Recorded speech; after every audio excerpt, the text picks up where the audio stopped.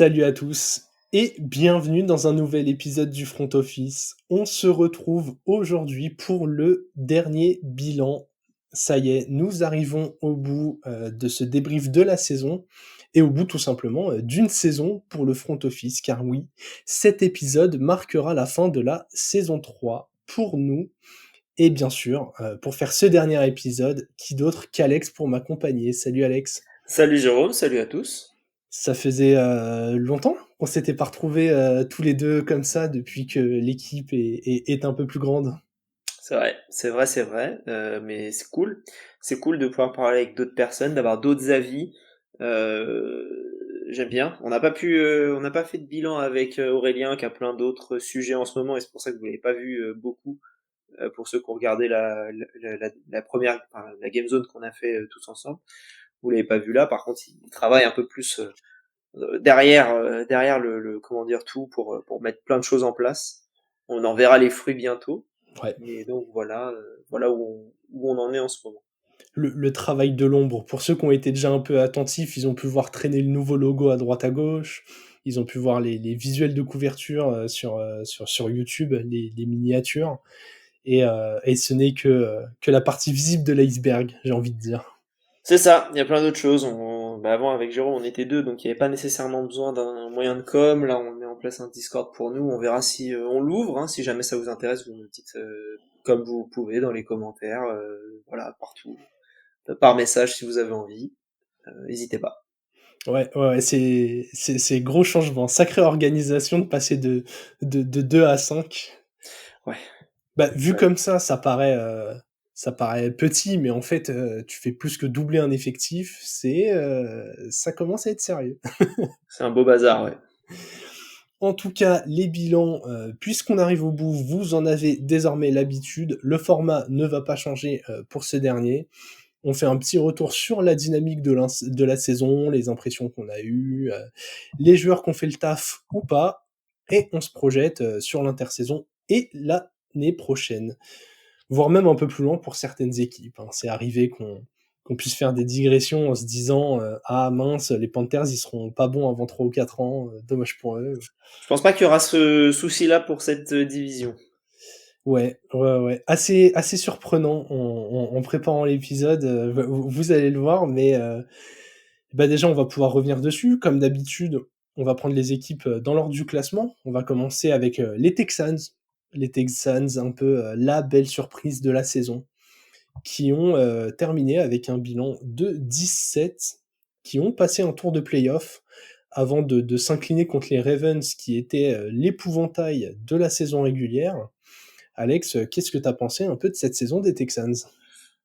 Très bonne saison. Il y a plein de choses à revoir, des défaites contre des équipes où ils auraient pas dû perdre et des victoires contre des équipes qui n'auraient pas nécessairement dû gagner, même si je trouve qu'en regardant leur calendrier là sur la saison, le calendrier est assez simple, quoi. À part un match contre Baltimore, le reste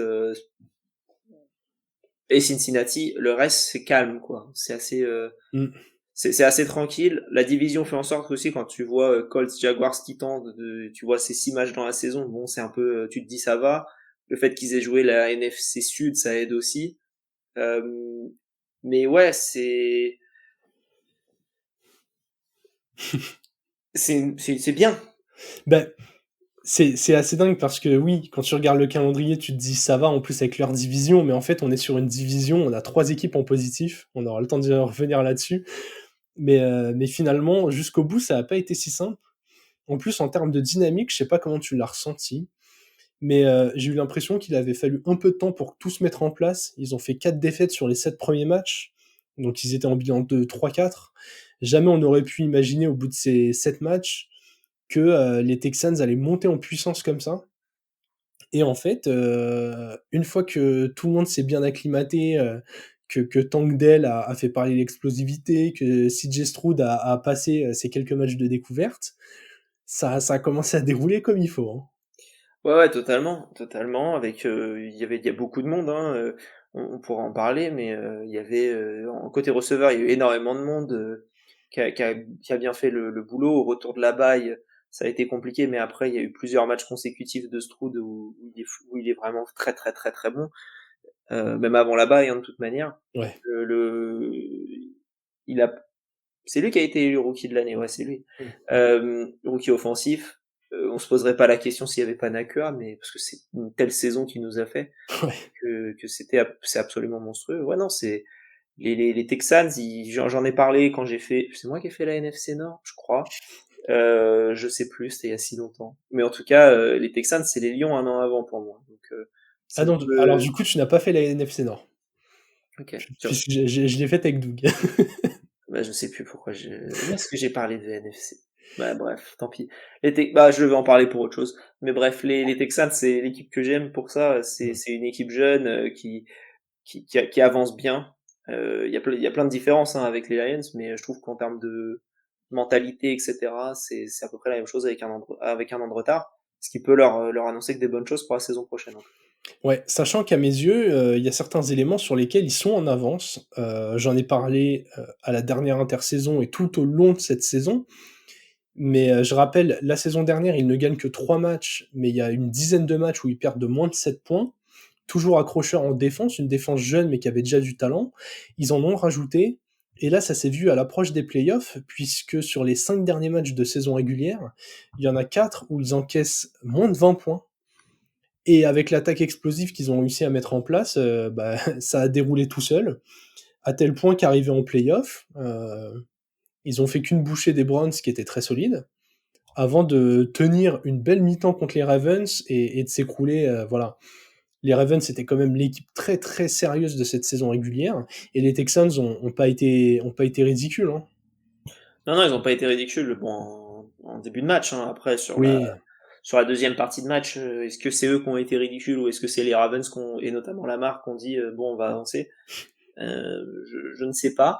Donc, mais oui, oui, c'est excellent ce qui s'est passé côté Texans. Arriver à gagner un match de playoff face à ces Browns, donc contre qui t'avais perdu 3 semaines avant. Alors c'est pas les mêmes, c'est pas la même équipe qui a ouais, joué les Browns. Hein. Il y avait pas CJ Stroud, c'était Davis Mills qui jouait. Enfin, c'était pas ça quoi. Et là, tu te retrouves face à Cleveland chez toi et tu les fumes. ouais, ouais, mais c'est ça, ils ont gagné dans les grandes largeurs. Ouais. Et ouais, donc chapeau. J'aime beaucoup les Texans cette année. Ouais et du coup, ça fait un peu une équipe de plus en AFC avec un jeune quarterback qui vient, à la chasse au Patrick Mahomes, quoi. C'est un peu, il y a Mahomes assis sur le trône et puis il voit tous les QB, de sa génération ou plus jeunes qui essayent de venir gratter. Ouais, c'est Ça va être violent, hein. après ça reste comment dire, ça reste une bonne équipe, on va dire une nouvelle équipe de Ligue 1. Oui, je vois ce que tu veux dire. Il y a le PSG, c'est les Chiefs et il y a tout le reste autour quoi. Et à un moment où ça peut gagner un titre, pourquoi pas, mais sans plus quoi. Sinon c'est tout le temps, c'est un peu un statu quo. Est-ce que ça va changer à l'avenir? Peut-être. Je parle pour la NFL, hein, côté Ouais. soccer. Bref, c'est un débat pour un autre jour.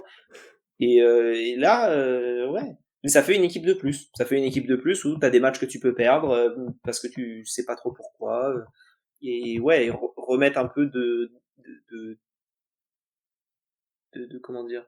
Ah putain, j'ai pas le mot. Bref, enfin de. Un on va appeler ça un nouvel élan, un concurrent de plus pour rebooster un peu ce paquet de suivants, de poursuivants derrière les Chiefs. Mais, Un petit groupetto, quoi. ouais, Tu vois, avec Cavendish en montagne, quoi. Ça je galère, mais voilà, quoi. On y est. non mais oui, c'est terrible. En tête, quand tu as parlé des équipes, qui pouvaient secouer un peu, j'ai pensé aux Bengals qui avaient réussi à aller au Super Bowl alors que les Chiefs étaient là et qu'ils l'ont quand même pas gagné parce qu'aller au Super Bowl ne te garantit pas de gagner et je me dis: «Mais en fait, c'est horrible. Déjà, battre les Chiefs, c'est dur, mais en plus, si tu y vas, tu as la dernière marche à passer qui est vraiment pas évidente, quoi». Ouais, c'est un peu dur. Ouais, tu fais un tournoi pour aller challenger numéro un et après tu te retrouves face à un Joko tout frais et, et ouais, et du coup pas facile quoi, pas facile.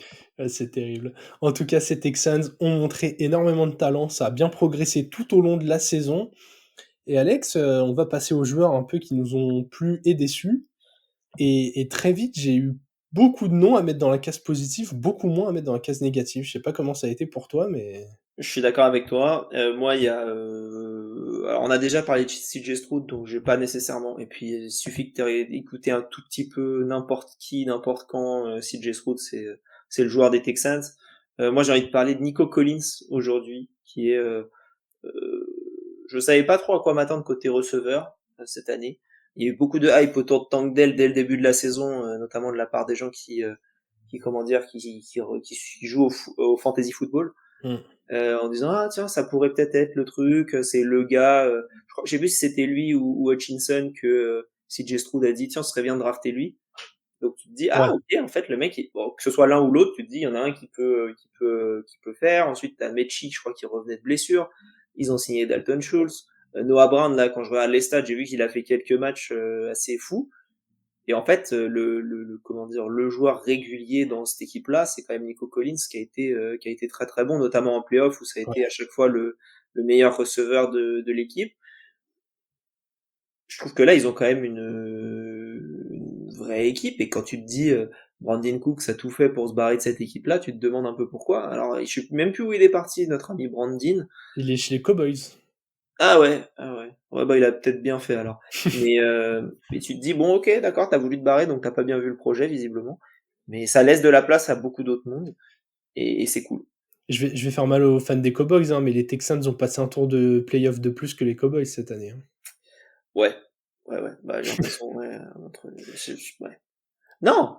Bah si, les Cowboys, ils ont pas sauté dès le premier tour contre les Packers. Je crois que si, hein. Tu me fais douter. Si, je crois que c'est ça. Je crois qu'ils sautent contre les Packers. Ça me paraît déjà tellement loin, les playoffs. Ouais, bon, ouais, écoute, on va pas, hein, on va réfléchir, mais on va pas non plus en mourir. Je vais aller chercher l'info quand même. En tout cas, Parce que j'aime beaucoup vous, ton vous, choix de Collins. vous regardez cet épisode, comment dire, vous me dites, mais Alex, t'as fait quand même l'épisode sur la NFC Est il y a 3 jours. Oui, mais je l'enregistre dans quelques heures, là, à l'heure où on écoute.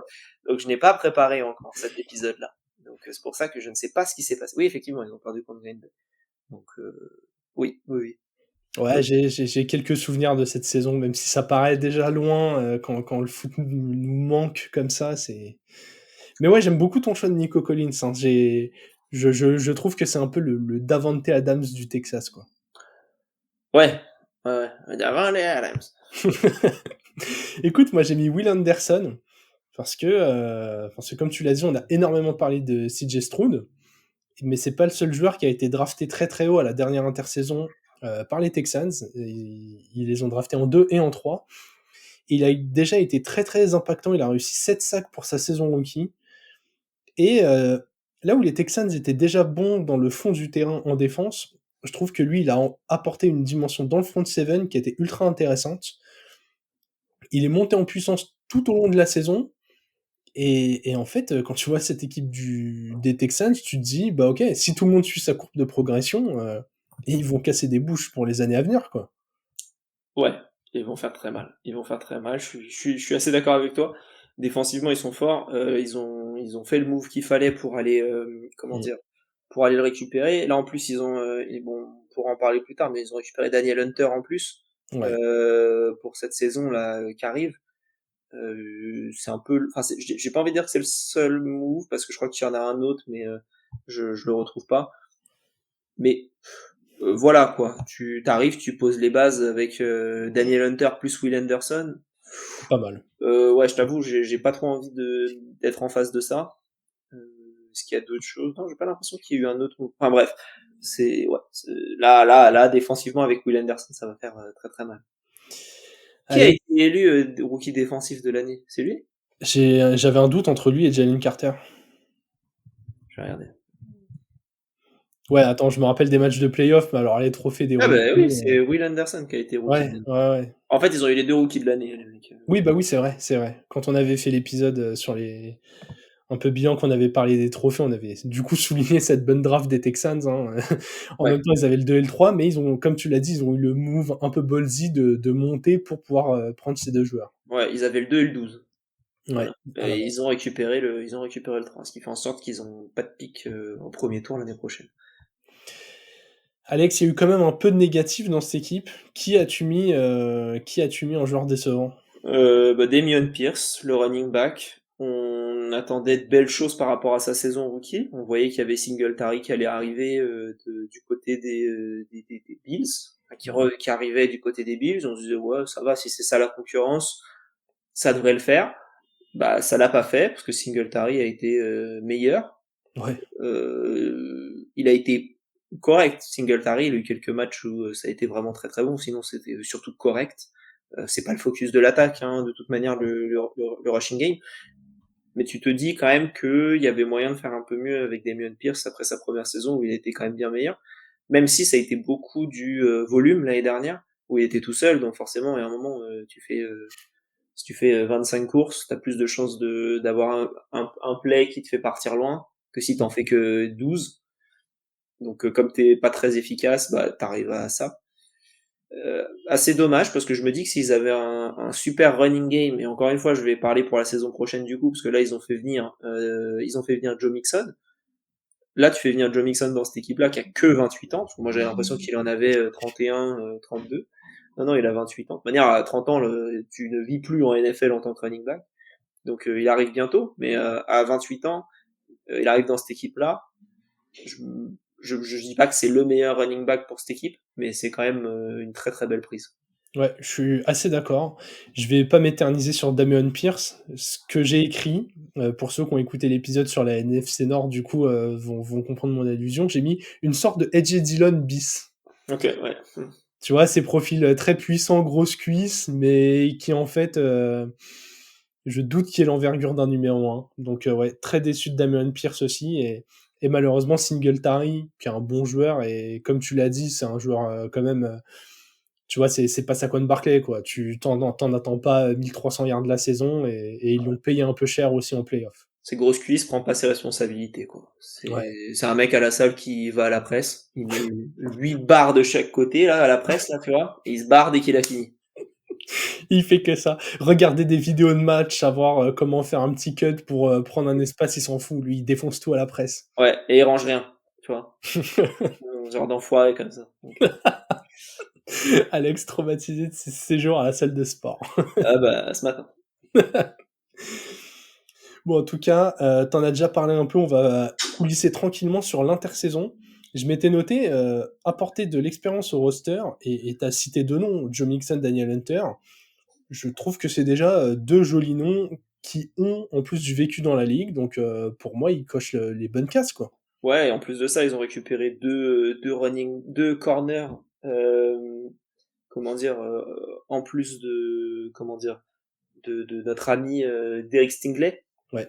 Ils ont récupéré deux corners jeunes qui ont besoin de comment dire, de se prouver. Donc c'est Jeff Okuda des Falcons, mais anciennement des comment dire, des Lions qui avaient été pris au troisième pick, et CJ Anderson, ancien des Panthers, et je crois aussi du coup ancien, si mes souvenirs sont bons, Les des Jags. Jaguars, et qui avait été pick très haut aussi. Donc là, ils se retrouvent quand même avec trois picks, enfin trois corners, plus d'autres peut-être, mais le roster des Texans ne m'est pas super familier. Ils se retrouvent avec au moins trois corners pris très haut lors de différentes drafts. Un qui quand même est bien meilleur que les deux autres.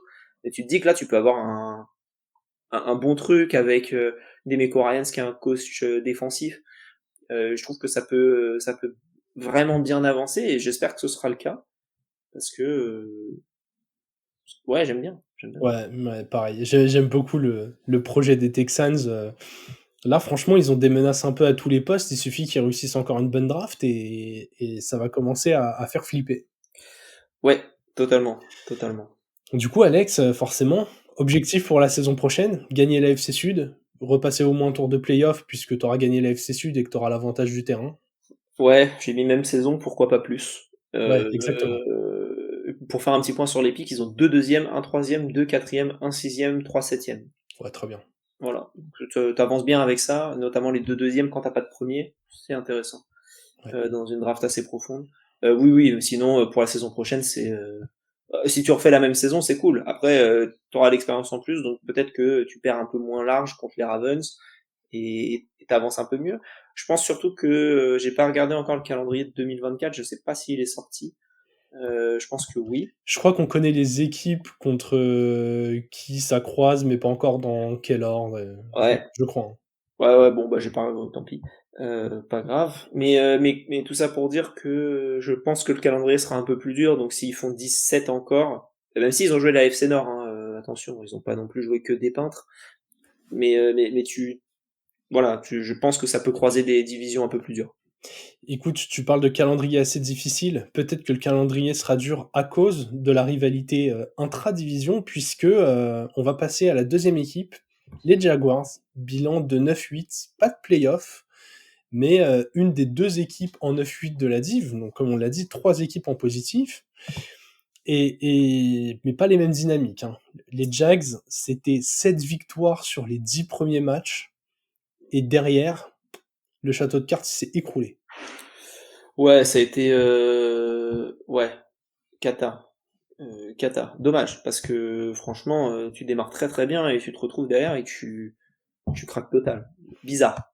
Bah ouais, il y a eu beaucoup. Cette saison, moi, m'a un peu frustré côté Jags, même en tant que fan des Titans. C'est une équipe que j'aime bien voir jouer. Et j'avais notamment, je me rappelle, après leur match à Londres contre les Bills, qui avait été assez impressionnant, j'avais trouvé que c'était un match solide, un match d'une équipe qui avait appris. Et en fait, en deuxième partie de saison, entre l'inconstance et les bobos, vraiment, t'as l'impression que la machine, elle s'est enrayée et qu'ils ont jamais su freiner ça. Jake, Surtout que l'attaque était pas Jake ouf, quoi. Bobo. Ouais, exactement. Le fameux. Ouais, l'attaque elle est pas ouf. Hein. Lawrence il fait, je crois, 2 matchs au-dessus de 300 yards, alors que t'as des matchs quand même où ça lance beaucoup. Donc il y a pas énorme. Enfin, ça peut être un truc de bien pour la défense. En l'occurrence, là, je trouve pas que ce soit Ouais. nécessairement très positif. Surtout le stretch de 4 matchs consécutifs ou comment dire, où ça perd là le stretch Cincinnati, Cleveland, Baltimore, Tampa que j'ai sous les yeux et il est arrêté uniquement parce que tu joues comment dire, tu joues Carolina derrière, et tu t'en sors. Mm. Et c'est même pas avec Trevor Lawrence, hein, c'est avec CJ Beathard. Ils ont dit bon vas-y tranquille, c'est Carolina.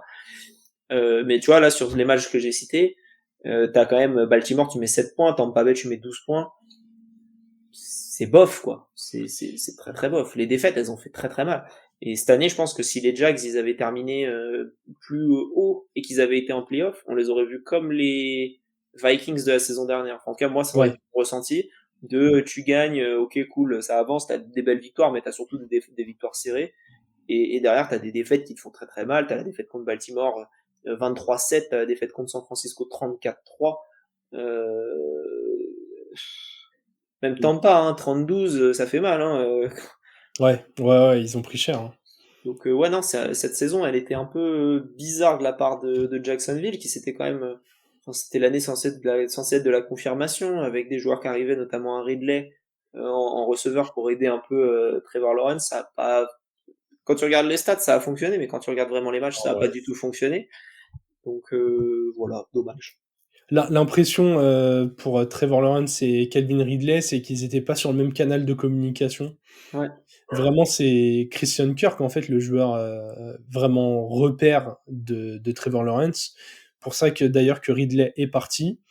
Et, et il va même pas manquer à l'attaque, en fait, Ridley. Ça n'a pas fonctionné. Non, non, et puis surtout, il a été bien. Enfin, moi, je trouve qu'il a été bien remplacé par des profils différents qui vont fonctionner. Et je pense que ce sera pas la fin des remplacements. Mais pour revenir sur le planning, on parle souvent que après la bye, ça va mieux pour beaucoup d'équipes. Mais il y a bien un moment où il faut que des équipes après la bye, ça aille moins bien. Ouais, Et bah ben oui. en fait, c'est les Jaguars parce que après la 6-2, comme t'en parlais, hein, 6-2 avant la bye et derrière c'est 9-8, donc tu termines en 3-6 après la bye. La saison, elle aurait été dans l'autre sens, ça aurait fonctionné. Mais elle n'a pas été dans ce sens-là. Donc, dommage. Ouais, très compliqué. Du coup, à 9-8 en AFC, bien évidemment, tu ne joues pas les playoffs si tu ne... T'appelles pas Steve Pittsburgh, mais ouais. Ouais, enfin voilà, genre c'est vraiment parce que Pittsburgh, ils ont l'auréole au-dessus de la tête et qu'ils sont un peu protégés par les dieux du foot US parce que C'est ça. c'était un petit miracle qu'ils y aillent. Alex, on va passer aux joueurs qui nous ont plu et ceux qui nous ont déçus. Qui as-tu mis chez les Jags? Eh ben, on en a parlé, hein. Moi, Ah, attends, non, non, non, on en a pas parlé. Moi, je vais partir du côté négatif parce qu'on en a parlé d'abord. Donc, moi, je vais mettre Calvin Ridley, où ça a été très décevant cette saison. Je comprends qu'il signe un beau contrat la saison prochaine parce que ça reste un bon joueur de foot américain. Je pense juste qu'il n'a pas été mis dans les meilleures conditions. Je pense que l'absence de Zay Jones pendant beaucoup de temps a fait en sorte qu'il ait dû jouer un rôle sur lequel il n'était pas nécessairement préparé. Puisque Kirk, ça a l'air d'être le vrai numéro 1 de cette attaque et son poste il bouge pas. Donc il a fait beaucoup de choses moins bien. On l'a pas vu sur beaucoup de matchs, mais voilà, décevant parce qu'il était censé apporter plus sur une équipe qui avait très bien fonctionné l'année dernière. Et il l'a pas apporté malheureusement. Bon vent et on te retrouve plus tard on parlera de toi un peu plus tard, Calvin. Ouais, exactement. Bah écoute, vu que tu as lancé sur le négatif, je vais enchaîner dans cette partie-là avant qu'on remonte la pente. Je vais parler de Tank Bigsby. Ouais, j'en ai beaucoup contre les running back aujourd'hui, mais il a été drafté très haut pour un running back, surtout dans une équipe où il y avait déjà Travis Etienne. C'est pas que de sa faute, hein, il a pas choisi le rang où il allait être drafté, mais son apport, il était proche de zéro. Le peu de ballons qu'il avait, il avait pas de rythme, il n'en faisait rien du tout. Et je trouve que c'est un gâchis. Encore une fois, il a pas choisi où est-ce qu'il tombait, mais avec Travis Etienne devant lui, il est pas au bon endroit. Les Jags se sont, je pense, trompés en allant le chercher alors qu'il y avait d'autres besoins dans cette équipe. Et malheureusement, ça fait tâche, quoi. Je sais pas si Tank Bixby mérite plus de temps de parole que ça dans ce bilan. Ouais, bah ouais, pour ça que je me m'étends pas dessus, parce que c'était vraiment souligner cette déception pour tout le monde en fait. Lui, il tombe à un endroit où il peut pas s'épanouir et les Jags auraient pu prendre mieux que lui, donc voilà. On va passer du côté des joueurs qui nous ont plu, Alex. Et ben après la FC Est, je continue sur le thème Josh Allen et on va parler de Josh Allen, mais cette fois-ci le joueur défensif. J'ai noté ses stats parce que c'est trop fort quoi. 17 sacs et demi donc Pas mal. pour lui donc bah, évidemment c'est très fort. 33 QB hits. Le mec il tape le QB 33 fois sur une saison. 2 force fumble et une interception. Voilà, c'est le Wemby des Jaguars.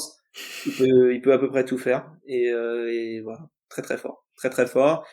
Heureusement qu'il est là dans cette défense, je trouve. On va pouvoir en parler parce que comment dire, les différentes équipes de cette partie d'AFC Sud se sont renforcées. Un peu moins le cas du côté des comment dire des Jaguars et donc il va devoir être encore là bien comme il faut cette saison, quoi. Ouais, on aura peut-être un petit désaccord sur les renforts des Jaguars, mais Non, on non, va en parler après. il y a du renfort intéressant, hein, loin de là, loin de moi l'idée de dire que c'est cata, mais tu perds quand même des gros noms, quoi. Ouais. Écoute, moi, mon point positif, je l'ai quand même mis en attaque. Je l'ai mis sur la ligne offensive avec Brandon Scherf, qui a été très très solide, le right guard, qui est vraiment assez impressionnant. Un des rares éléments qui a fonctionné dans cette équipe, c'est le jeu au sol. Et il en est en grande partie responsable. Surtout, je crois que Cam Robinson avait été suspendu 4 matchs à gauche de la ligne. Et bah, du coup, forcément, quand t'as un trou sur un joueur de ce niveau-là, ça peut quand même se ressentir. Mais globalement, ouais, cette O-line des Jaguars, moi, elle m'a plu. Les passes, tu l'as dit, hein, pourtant, Trevor Lawrence, il avait du mal à atteindre les 300 yards, mais cette équipe avançait quand même. Et parce que la ligne faisait bien son taf et que Travis Etienne, contrairement à Dameon Pierce, est capable de lire un cut. Ouais, ça aide. Du coup, on va parler de l'intersaison, Alex. Tu pointais un peu les mouvements qu'il y a eu. Moi, je m'étais noté qu'ils avaient besoin d'apporter du talent.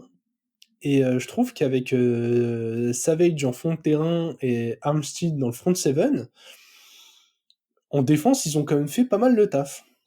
Oui, oui, ah non, mais ça, je suis d'accord avec toi, hein. Je trouve juste qu'ils ont perdu du monde, notamment, moi, j'adore Darius Williams. En fait, Ouais, le voir partir, ça me fait chier.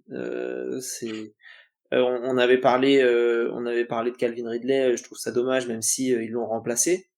ouais. En fait, il y a eu du bon remplacement. Moi, c'est surtout, moi, Darius, j'aime bien. J'ai pas assez d'expérience sur Falorunsu Fatukasi, mais ils aiment bien les joueurs, parce que je sais plus, ils ont un autre joueur aussi dont le nom m'échappe. Bon, je vais essayer de le retrouver, mais qui est très très bon défensivement aussi.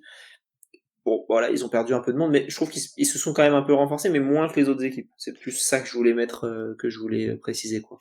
Ouais, ça a bien taffé dans cette division, hein. Moi, il y a un truc que j'aime bien, du coup, c'est les changements de receveurs, parce que, ok, t'as perdu Calvin Ridley.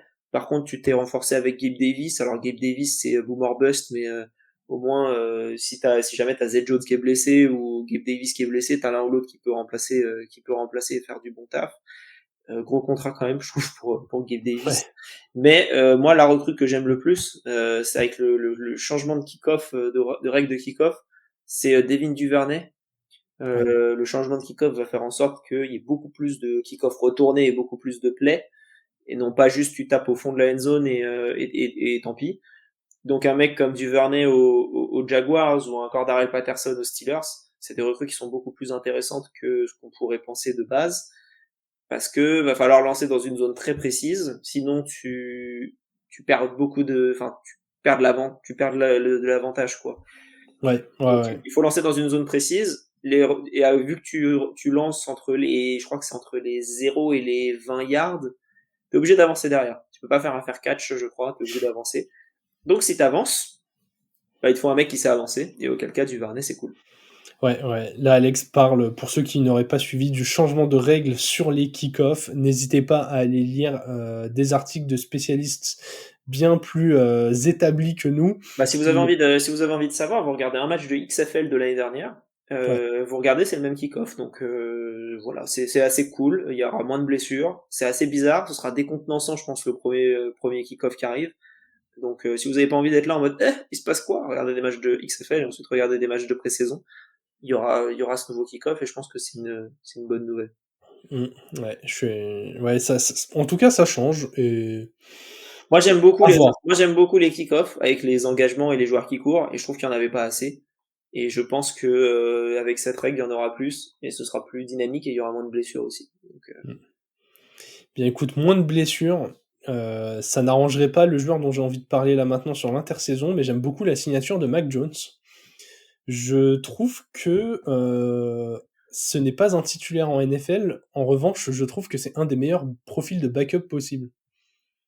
Tu vois, j'ai l'impression que si un jour Trevor Lawrence il a un petit bobo comme il en a eu plusieurs cette saison, et bah t'es quand même content de pouvoir faire entrer un Mac Jones. Donc voilà, je suis aussi assez content de cet apport-là.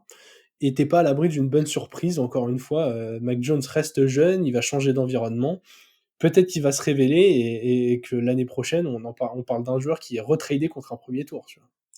ouais, j'ai un peu du mal à y croire ça Bon, par j'y contre. crois pas non plus, mais Mais oui. Bah, c'est mieux que CJ Beathard, quoi. ouais, Sur l'avenir, il a 26 ans, c'est pas mal. Par contre, je pense que je vais regarder son contrat là tout de suite. Mais voilà, il reste un an. Derrière, il est free agent. Il vient là pour une saison pour éventuellement faire quelque chose. Mais déjà, il sera pas tradé, je pense. À moins qu'il soit tradé pendant la saison. Et s'il est tradé pendant la saison, il va pas être tradé pour beaucoup. ouais, ouais. Non, Mais mais ouais, en tout cas, j'aime bien le move. Ça fait partie de ces joueurs que je suis content de voir en bon backup. Tu vois. ouais, ok. Ouais, je vois ce que tu veux dire. Je vois ce que tu Ouais. veux dire. Après, je pense qu'ils auront de quoi faire comment dire, avec leurs différents pics pour essayer d'ajouter encore du profil. Mm. Mais ouais, en vrai, c'est pas mal, Mac Jones. Et ça te libère ça te libère l'esprit, quoi. Il est parti pour un sixième en plus. Il te coûte 2 millions.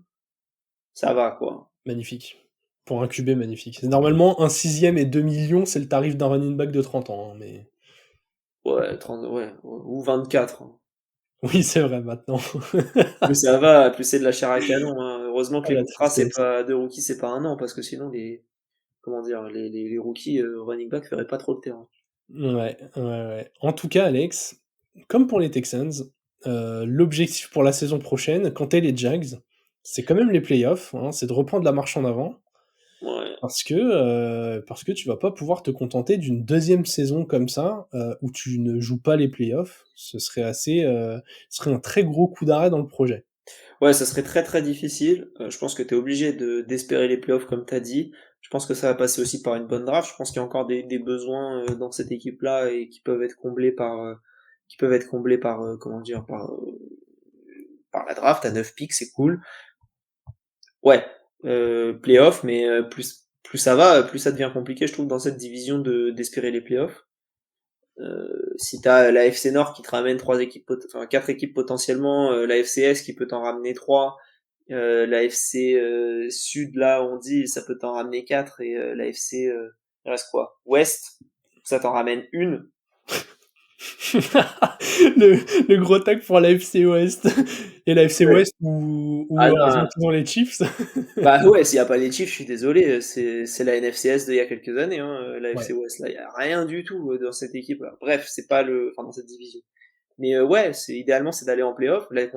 Ça va être difficile. En plus, ils vont avoir leur 42 matchs à Londres l'année prochaine.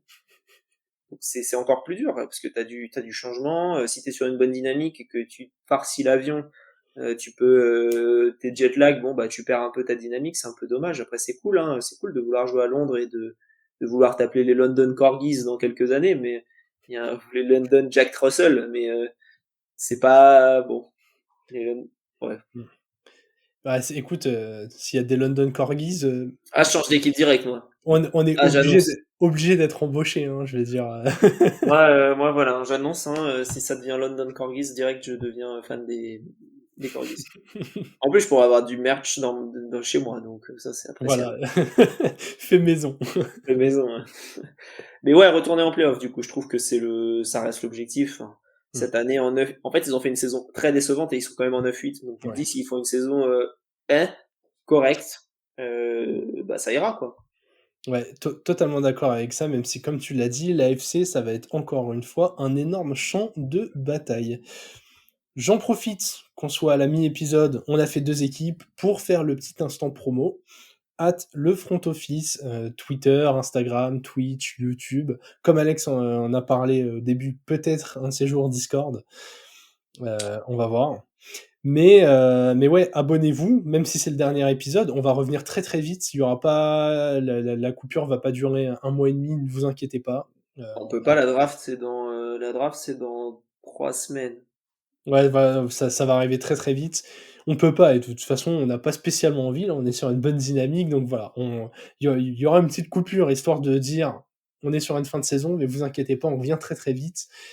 Et on revient avec pas mal de choses, donc j'en parlerai peut-être un petit peu plus à la fin. Potentiellement une game zone la semaine prochaine pour ceux qui écoutent. Enfin, pas pour la semaine prochaine quand on enregistre, mais la semaine prochaine quand vous écoutez. Voilà, si vous avez bien suivi la temporalité de l'épisode, vous devriez vous en sortir. Ah, nous là, on est en train de placer les œufs de Pâques, on est à l'ancienne heure, enfin voilà quoi, tu vois, c'est. on, est sur- on est un peu en décalé par Ouais, rapport à votre timeline. ouais, voilà, c'est ça, c'est ça. On est dans le passé, nous.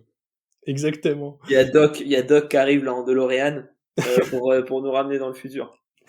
Écoute, on est tellement dans le passé qu'on va continuer ce bilan en parlant des Colts, qui, comme les Jaguars, ont fait une saison en 9-8. Mais je ne sais pas pour toi, pas du tout la même impression visuelle entre ces deux équipes pour le même bilan. Moi, franchement, j'ai pris du plaisir à voir les Colts cette année. Ouais, moi aussi.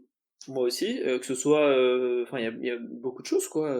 Pourtant, ça démarrait mal Ouais. avec comment dire, j'allais dire Zach Taylor, Jonathan Taylor qui nous fait un caca nerveux avant le début de la saison pour être prolongé. On se dit bon, bah, il sera jamais prolongé.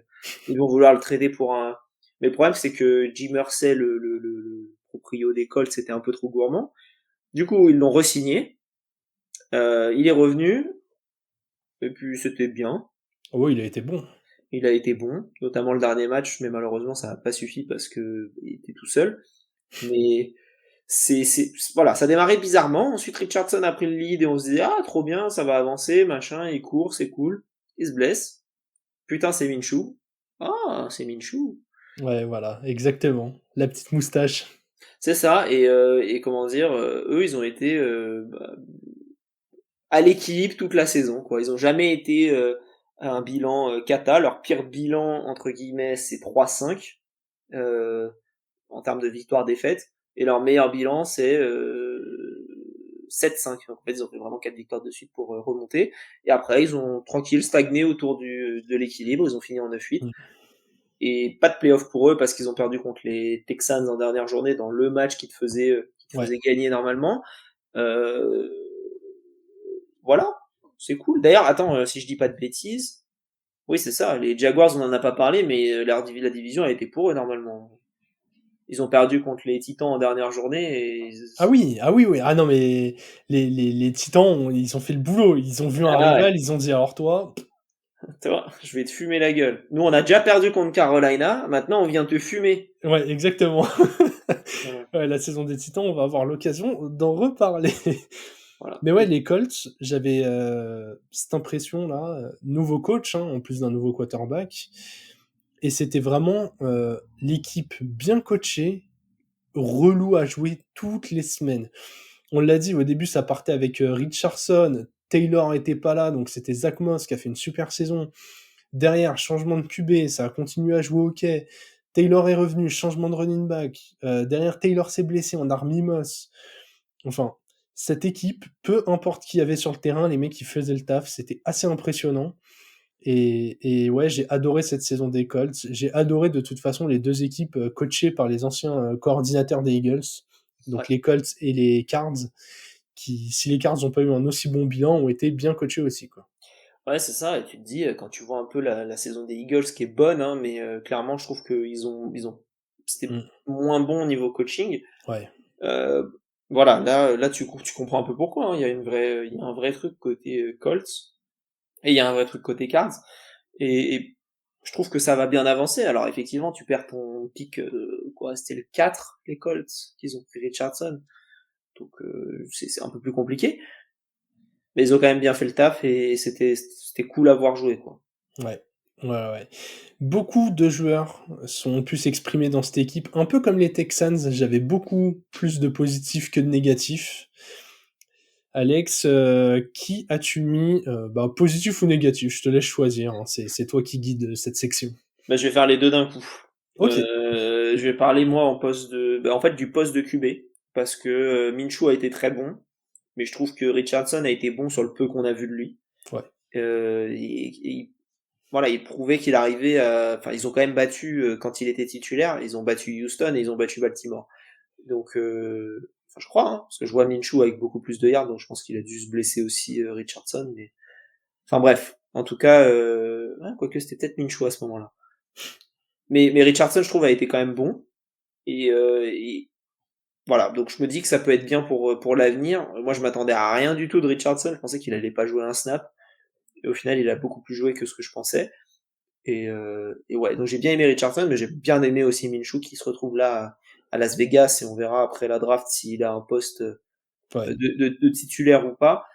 Mais il mérite. C'est, pour le coup, lui, c'est le meilleur backup de la ligue. On hésitait avec Mike White à un moment, mais Mais il y a plus trop de et, et, débats.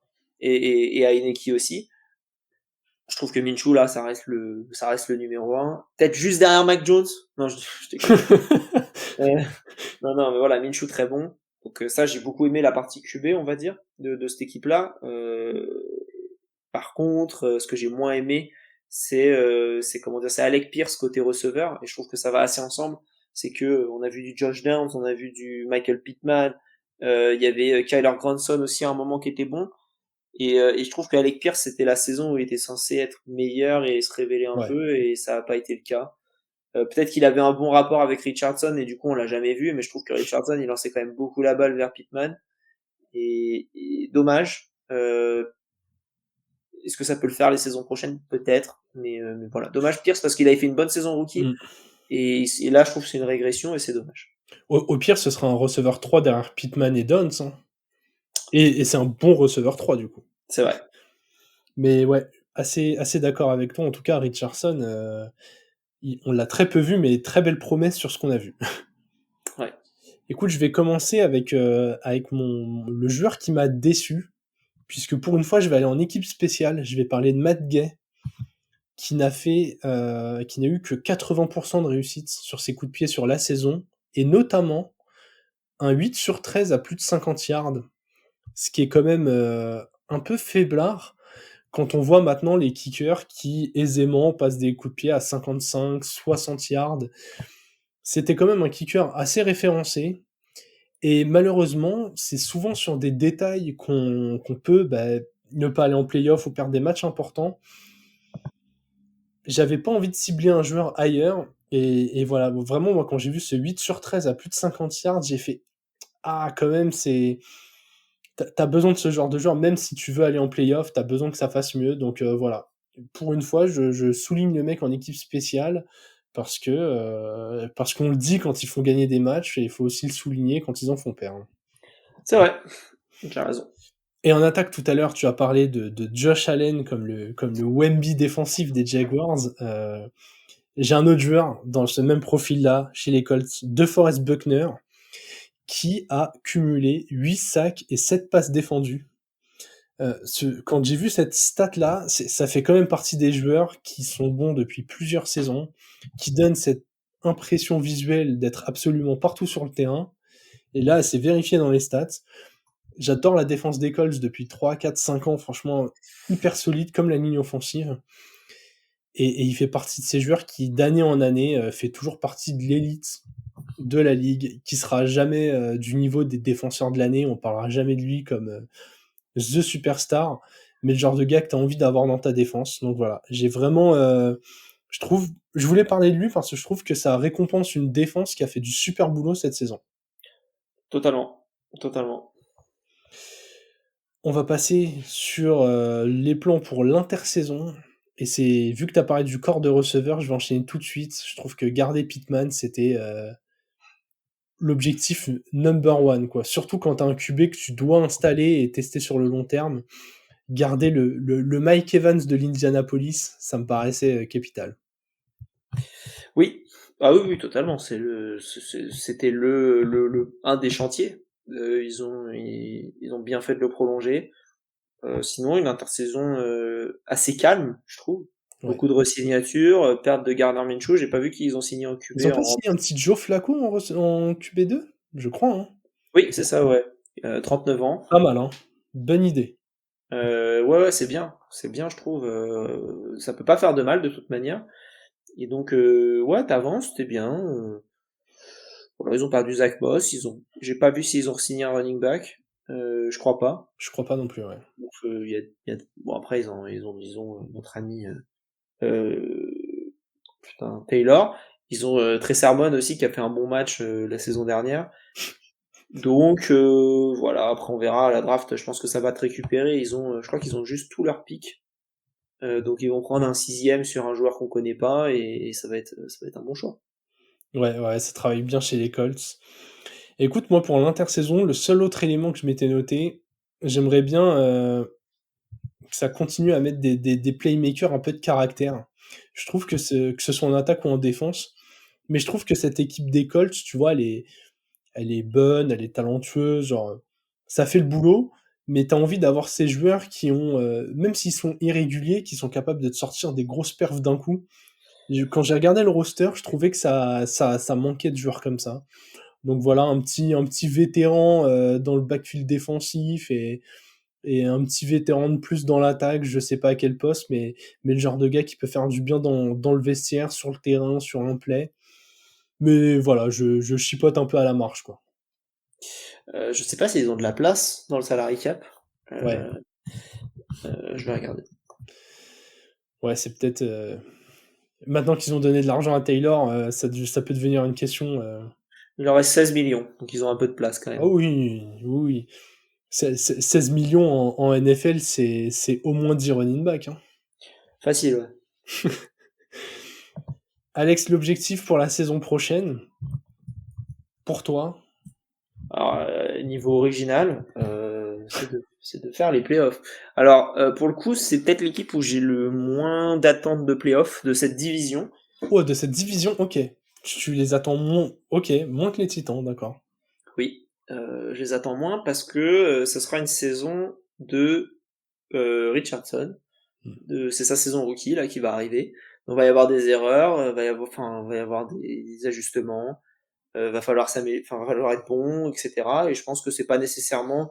Enfin, Richardson, on savait que c'était un projet quand il était pris, mais avec un plafond très très très très très très haut. Et je pense que on n'y est pas encore au plafond. Là, on est un peu, là on est sur un, comment dire, on est sur un petit tabouret quoi. Et Oui. encore. Même pas, tu sais, les trucs là pour enfants pour se brosser les dents. On est là-dessus là pour l'instant. On n'est pas au plancher, mais on est un peu plus haut. Et je pense que c'est bien. Mais voilà, va falloir sortir l'échelle et monter. Et je pense que ça peut commencer cette saison. Mais du coup, je ne m'attends pas à ce qu'il refasse 9-8. Je m'attends à ce qu'il fasse peut-être un peu moins, mais avec plus de motifs de satisfaction, Ok. notamment en attaque. Enfin voilà, en tout cas, je m'attends pas à grand-chose côté attaque, et du coup, je préfère relativiser les attentes. Bah moi, je suis assez partagé dans le sens où j'en attends énormément d'eux, mais en même temps, si ils ne vont pas en playoff, ce sera moins une déception que si c'était les Jaguars ou les Texans. Et je suis assez d'accord avec toi, c'est vachement lié à Anthony Richardson pour moi. C'est que si demain on se rend compte qu'Anthony Richardson, c'est Lamar Jackson, bah je vais attendre des Colts que ce soit à peu près les Ravens. Si demain Anthony Richardson, on se rend compte que il a joué 4 bouts de match, qu'il a encore besoin de temps pour apprendre, que ça fait une saison, je sais pas, en 7-10, mais très convaincante dans le jeu, et parce qu'il y a eu des trous ailleurs et que lui il a été bon, j'arriverai pas à être déçu. Mais j'ai l'impression que le plafond des Colts peut être tellement haut que ouais, ça monte mon niveau d'attente forcément, quoi. Ouais, et puis en plus, Richardson, il a un nom pour jouer aux Vikings, donc à un moment, il va être tradé aux Vikings pour aller jouer avec Hawkinson, Jefferson, Personne. Mattison, tout ça, quoi, même si Mattison il est plus là. Donc, voilà, donc faut faire attention à ça aussi. Après, ça va, il joue avec Grandson. C'est un bon début. C'est son petit-fils, c'est déjà bien. Ouais. Ouais. Ça avance, hein, ça avance. Ouais. En fait, c'est marrant. J'ai rebondi sur ce que tu as dit, mais ce que je me suis noté surtout pour la saison prochaine, je veux au moins 15 matchs joués par Anthony Richardson. En fait, c'est surtout ça, on a envie de le voir sur le terrain, parce que phénomène potentiellement ultra intéressant à voir. Ouais, totalement. Bah ouais, c'est ça. C'est pour ça. Là, c'est un objectif plus pas de continuité parce que ce serait la deuxième saison, mais de début de construction, quoi. Il y a 4 ans pour construire quelque chose avec un QB, t'es sur la deuxième année, il faut y aller, quoi. Je Ouais, pense qu'il faut être patient, là. C'est pour ça que j'ai noté ça. Je pense que c'est le début où il faut être patient, enfin, faut pas s'attendre à, j'ai pas envie de dire faut pas s'attendre à grand chose parce que c'est pas le terme exact, mais tranquille, quoi. ouais, mais attention à ne pas arriver à date de péremption de ces excellentes lignes défensives et offensives. Tu vois, de pas avoir eu ce décalage où très longtemps ils ont attendu un QB, ils l'ont pas eu, et le jour où ils ont un QB, c'est sur les autres postes où ça commence à s'écrouler. Ce serait très triste pour les Colts. C'est vrai. Alex, dernière équipe qui a le droit à nos honneurs dans les bilans. C'est un pur hasard, ils ont fini dernier de la dernière division qu'on faisait. Les Titans, mes Titans, qui ont fait un excellent bilan de 6-11 la saison passée. Pas de playoffs, bien évidemment, puisque devant eux, ça n'a pas joué les playoffs non plus. Écoute, moi, tout au long de la saison, et déjà avant la saison, je pensais qu'il fallait reconstruire.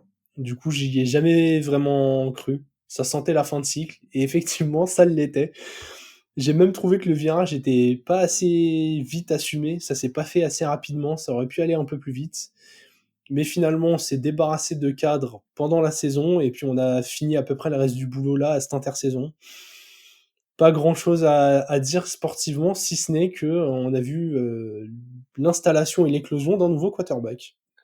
C'est vrai, en Will Levis, qui a fait du bon boulot, qui a fait son meilleur match contre les Dolphins d'ailleurs, dans un match qui m'a énervé particulièrement. Et comment dire, ouais, Will Levis, c'est une bonne pioche, hein. On en entendait parler au début comme potentiellement très haut dans les 10 premiers. Vous le chopez au deuxième tour. Je pense que c'est pas un vol, mais je trouve que c'est une des meilleures values en termes de QB des dernières Ouais. années dans les QB annoncés haut. Je vais pas parler de joueurs qu'on n'attendait pas comme du Purdy, etc. Mais Levis, on se disait que ça pouvait tomber très haut. C'est tombé au deuxième tour, vous avez bien foncé dessus, vous avez bien fait, je trouve, côté Titan. Ça fait une bonne transition avec Tannehill qui est plus là à partir de la saison prochaine, Derrick Henry qui est parti au Ravens, il y a qui d'autre qui est parti? Denico Autry. Ouais, il y en a un autre aussi qui me, Non, pendant la saison. Pendant la saison, Biard. c'est Biard qui est parti et bien évidemment Mike Vrabel qui est parti à la fin de la saison également. Hmm. Donc ça va reconstruire totalement. Je me souviens même pas de qui est le coach des Titans là, sur la saison à venir. Si on a pris le, alors j'ai plus son nom, mais c'était un coordinateur offensif des Bengals. J'ai perdu son nom, mais qui a fait du bon boulot, notamment avec Jake Browning. Browning, c'est pas un Johnson parce qu'il y a que des Johnson là-bas, je Oh, crois. je Ok. sais plus, j'ai perdu son nom. Eh ben écoute, je vais aller chercher ça. Je tape head coach Titan dans Google, il me dit, vous êtes sûr que vous voulez pas chercher le head coach des Texans? Mais non. En fait, même Google ne vous respecte pas. Non, mais je comprends Google, hein. J'avais raison, c'est Johnson, bien évidemment. Brian Callahan. Callahan, Pas c'est du tout ça. de Johnson là-dedans, mais Qui était coordinateur offensif, je crois, des Bengals, ou coach des quarterbacks, je sais plus s'il était coordinateur. Si, coordinateur offensif. je crois qu'il était coordinateur offensif. Ouais, c'est rare de passer. Qui a pas mal utilisé Browning donc pendant le relais de la blessure de Burrow, qui a animé une attaque qui tournait plutôt bien mieux que la défense côté Bengals. Donc assez content de cette signature de mon côté, hein. Ouais, je comprends totalement, hein, oui, oui, c'est cool. Franchement, Et, c'est sympa. et pour revenir sur Will Levis, euh, il y en a qui pensent qu'à long terme ce sera pas un titulaire, d'autres que si, c'est un joueur qui divise encore pas mal. Mais là où je te rejoins, c'est on parle d'un joueur qui, avant la draft, une semaine avant la draft, était annoncé 3 ou 4e pick. Ah, il était annoncé un même la veille, hein. Et trois jours après, il y a des gens qui disaient Will Levis sera pas pris avant le 3 ou 4e tour. C'est quand même un jour où le spectre, vraiment, il est allé de numéro 1 de la draft à numéro 150 de la draft, hein. On, Ouais. on était, on était sur un panel, on savait pas trop. Donc ouais, l'avoir au deuxième tour, moi j'étais très content. Et écoute, je fais la transition avec le joueur que j'ai aimé la saison dernière. Le prendre au deuxième tour nous a permis de prendre Peter Skoronski sur notre premier tour, et qui a été très solide en tant que titulaire pour sa saison rookie. J'ai vachement aimé ce que ça a donné sur la ligne offensive. De toute façon, les Titans ont toujours bien travaillé sur la ligne offensive, notamment parce qu'ils se disaient peut-être qu'avoir Derrick Henry derrière, ça aurait été dommage de ne pas lui mettre de quoi avancer. Surtout qu'on a pris aussi Tajay Spears, donc voilà, il y avait du boulot. Il a bien rempli sa mission, j'ai beaucoup aimé, ça a été une des rares escouades qui faisait à peu près le travail, même si c'est quand même pas la meilleure année de la O-line des Titans. Lui, il a bien rempli son rôle. Donc très très content.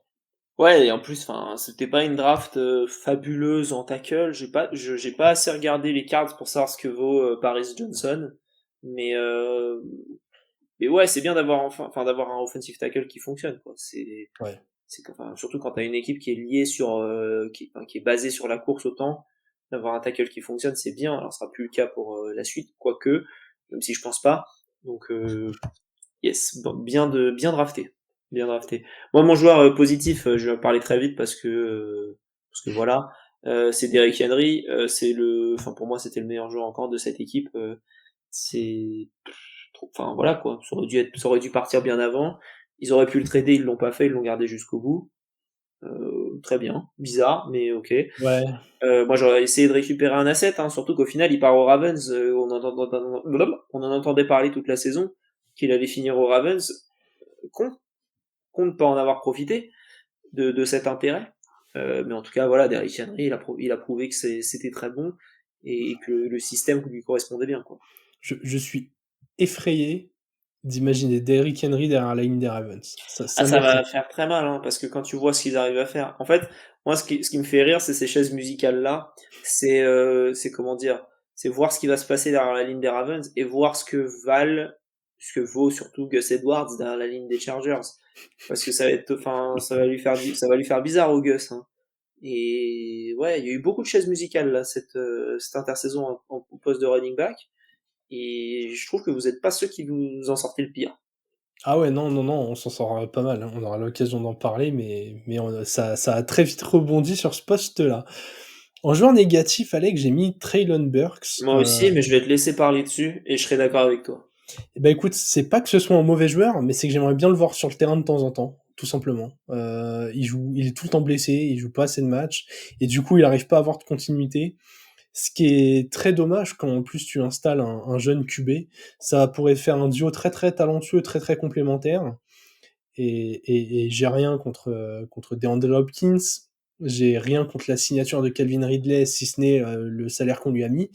Mais, euh, mais ouais, je trouve que c'est pas une si bonne nouvelle pour Traylon Burks, même si finalement ça lui laisse peut-être, ça lui met moins de pression, peut-être qu'on parlera moins de lui, il va peut-être pouvoir revenir plus tranquillement, mais ouais, j'espère, avec ce qu'on a vu de lui, avec le talent du peu où on l'a vu sur le terrain, j'espère vraiment qu'il va pouvoir faire une saison complète. Ouais, et tu vois, tu parles du salaire qui a été mis sur Calvin Ridley. Il leur reste encore 40 millions en salary cap, donc c'est-à-dire qu'il y a encore de la place. Donc tu pouvais t'amuser à dépenser pendant 3 ans. Tant que Ouais. tu payes pas ton rookie, tu t'en fous un peu, quoi. Enfin, moi, en tout cas, c'est comme ça que j'essaye de voir les choses. Et il y a des finances assez saines, quoi, côté Tennessee. Surtout qu'Alex, c'est là le moment où je m'enflamme, c'est l'intersaison des Titans et tout juste incroyable. Alors oui, Ridley c'est un peu cher, mais c'est un joueur de talent, on l'a dit. Oui, on s'est enfin débarrassé de beaucoup d'anciens, dont Tannehill, donc oui, ça libère de la place. Oui, nous avons perdu Derrick Henry, mais nous avons signé Tony Pollard, qui, avec Tank Bigsby, fait quand même un duo vachement excitant sur ce poste-là. Et surtout, C'est et pas Tank surtout, Bixby. Alors, je sais que tu kiffes Tank Bixby, hein, mais c'est je... Ty Spears. Tajay Spears, pardon. J'ai parlé de Bigsby avant, je suis resté bloqué dessus. Et surtout, le point faible dont je parle depuis 3, 4 saisons, depuis en fait qu'on a commencé le podcast, les Titans étaient nuls à ce poste-là. Nous avons été chercher Snead chez les Chiefs et on lui a donné le gros contrat qu'il mérite. Nous avons enfin un cornerback 1 digne de ce nom. Je suis heureux. J'ai vu cette intersaison et du coup pour la saison prochaine, j'ai écrit alors peut-être parce que dans cette division, tu l'as dit, c'est hyper dur de voir ce qui va se passer. Et franchement, quand tu fais une intersaison comme ça, si tu rates pas ta draft, t'as le droit de rêver, quoi. Si tes jeunes, ils progressent comme ils doivent progresser, bah, on va gêner du monde, hein. Ouais, ouais, totalement. Moi, il y a un joueur aussi que j'ai bien aimé en arrivée, c'est Cushenberry, le Ouais, center qui vient de Denver. Bon, t'es un center, incroyable. donc t'as pas non plus énormément, enfin, t'as de la pression, mais c'est pas là où ça vient, c'est surtout sur le côté en général. Un seul sac concédé la saison dernière, 5 pénalités seulement, ce qui est pas énorme, pour 1070 snaps joués en Incroyable. 2023. Donc le mec, il va t'apporter une stabilité et un... Alors attention, je dis pas non plus que c'est, comment il s'appelle, c'est pas Jason Kelsey, mais voilà quoi. Kelsey, il est à la retraite aujourd'hui, il boit des bières, donc c'est peut-être mieux au final de l'avoir lui. Et ouais, non, franchement, moi j'aime bien Kenneth Murray aussi. Je pense Ouais. qu'il a la possibilité de se relancer ici. Et voilà, tu perds rien de fou cette saison. Enfin, moi, il n'y a rien où je me dis, tiens, bon, Derrick Henry, mais remplacé. Ouais. Euh, Et on a gardé des bons joueurs. On a gardé Jeffrey Simmons, qui est quand même la superstar de notre défense. On a gardé Armani Hooker, qui est le seul joueur du fond de notre terrain qui a un peu de talent. Donc franchement, moi, j'avoue que là, j'ai une petite hype pour mes Titans que je n'avais pas du tout la saison dernière, quoi. J'ai envie de voir. Là, Will Levis va quand même avoir autour de lui Calvin Ridley, DeAndre Hopkins, on l'espère Traylon Burks, et pour donner le ballon à côté de lui, Tajay Spears et Tony Pollard. Écoute, moi, voilà, je pense que les Titans, là, ça va me faire plaisir. ouais, et si tu m'avais demandé ça il y a un mois avant le début de la free agency, je les voyais encore plus bas, et je trouve que vraiment ça montre la capacité des différentes équipes en NFL à se relancer s'ils ont envie de le faire.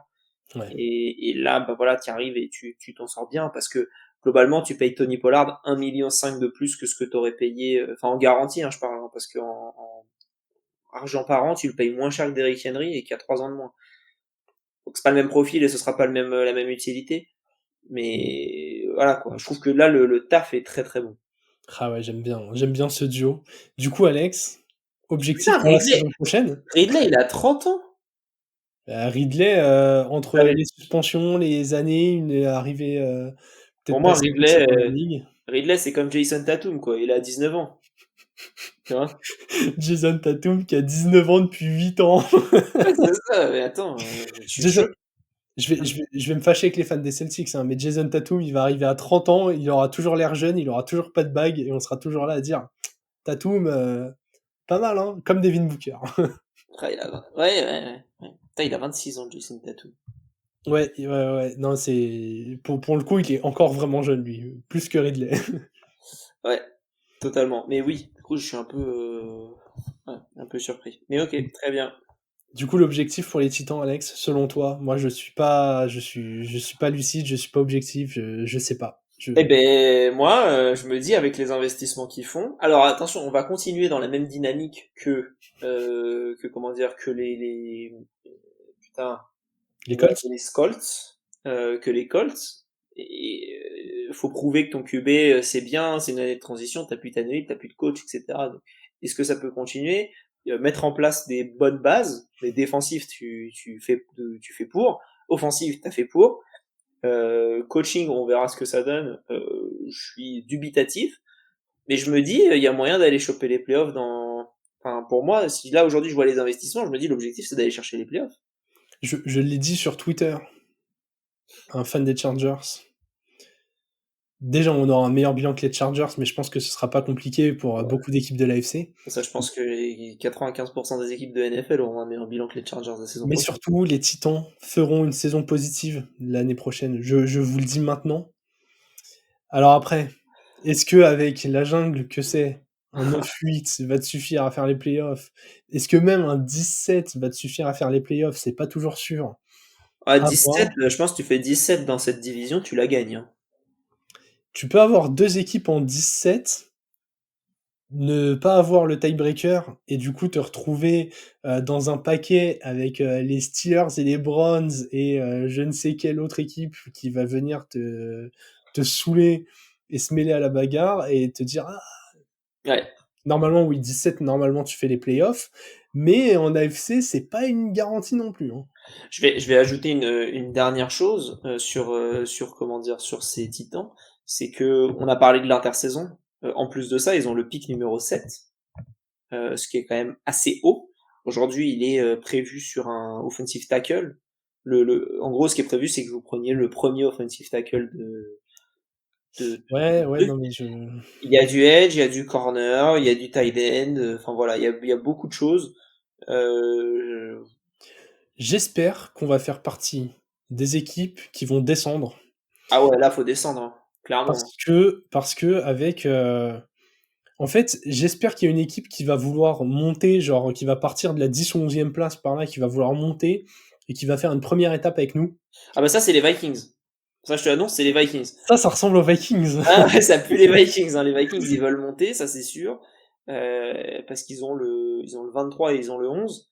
Je pense qu'ils veulent monter en 3 ou en 4. Je pense en 4 surtout. Mmh. Le pic des Cards, il va être voulu comme tout. Voilà, tout le monde le veut.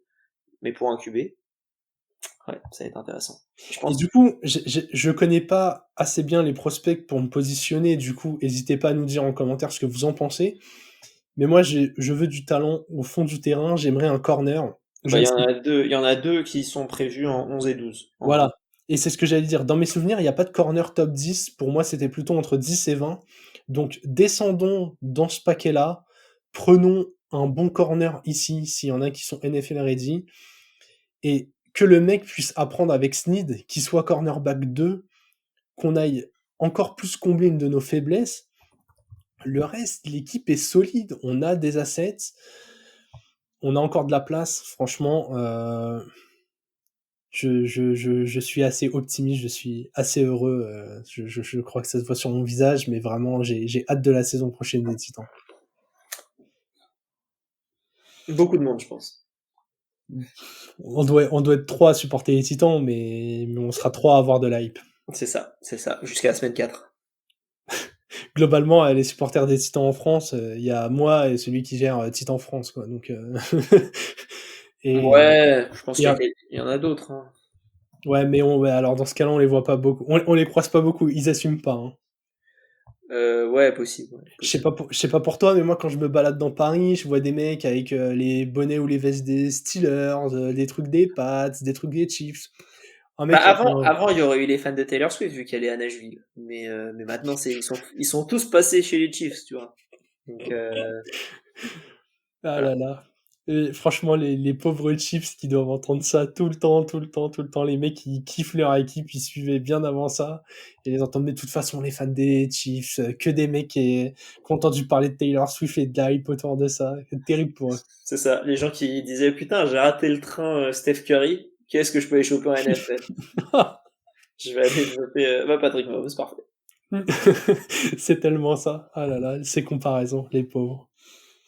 Alex, nous en avons terminé avec ce bilan et donc nous en avons terminé avec cette saison 3 du Front Office. Merci beaucoup à tous ceux qui nous suivent. On a passé, pas mal de petits paliers, qui font plaisir cette année, hein. Franchement, le palier de followers sur Twitter, sur YouTube, les live Twitch qui marchent de mieux en mieux et vu que j'ai teasé un peu, voilà, on va avoir des nouveaux formats qui vont venir, on verra s'ils sont lancés en avril ou en mai. En tout cas, ça arrivera vite. Il y en aura avant l'été, ça c'est sûr. Maintenant qu'on a du monde, on peut un peu plus affirmer les choses que on est deux, on sait pas, faudra voir si on a le temps. Non, là, il se passe des choses, ça avance. Maintenant, c'est on est 5, on sait pas. On sait pas à 5, mais on sait qu'on a plus de mots pour le faire. Ça C'est s'est vu ça. pendant les bilans. Vous avez même pu revoir, si vous l'avez pas vu, allez la voir. Il y a eu le retour de la bye week. J'ai bien l'intention, maintenant que j'ai plus de temps, de continuer à en faire. Surtout que voilà, c'est tellement décorrélé de l'actualité que je pourrais éventuellement en enregistrer 2-3 d'avance quand j'ai du temps de libre et du coup pouvoir en balancer tous les mois. Donc ouais, l'objectif c'est quand même avoir de la bye week tous les mois, avoir de la game zone tous les mois et d'avoir des formats un peu récurrents. Quand je dis tous les mois, attention, hein, entre le 14 juillet et le 15 août, vous pouvez aussi nous oublier. Ouais, ouais, ouais, Peut-être ouais. pas le 15 août parce qu'on se rapproche beaucoup de la saison, mais voilà, vous avez compris l'idée, genre l'été, le soleil, la plage, on en profite, vous en profitez, on se voit pas et tout ira bien. C'est ça. Mais en tout cas, il y a à 5, il y a quand même des chances que voilà, il y a un peu d'épisodes, un peu tout le temps, des choses pas forcément sur l'actualité qui pourraient être enregistrées avant et diffusées même sur les périodes où il n'y a pas forcément de live. J'ai même, pour ceux qui sont sur YouTube, j'ai une manette aux couleurs du front office de Magnifique. PS5. Donc, vous pourrez y avoir des lives sur Madden ou autre. En gros, voilà. Donc, On on se, le champ des possibles est assez ouvert. Nos, nos trois petits nouveaux, Doug, Aurélien et Anthony, à qui je passe le coucou, font vraiment du super boulot depuis qu'ils sont là. Ils sont investis, et j'ai pas de problème à le dire, ils sont investis même plus que moi depuis qu'ils sont arrivés. va. Donc autant vous dire que vraiment, vraiment, il y a moyen de faire des choses très très bien. Yes. Donc, abonnez-vous partout, le front office, continuez à soutenir, n'hésitez pas à nous proposer des choses que vous voudriez voir aussi. Nous, on a déjà beaucoup d'idées, mais on n'est pas contre le fait de s'inspirer, de prendre vos idées et de partager avec vous. En attendant, on vous souhaite une très bonne fin de saison, une très bonne fin de journée, et vive le football.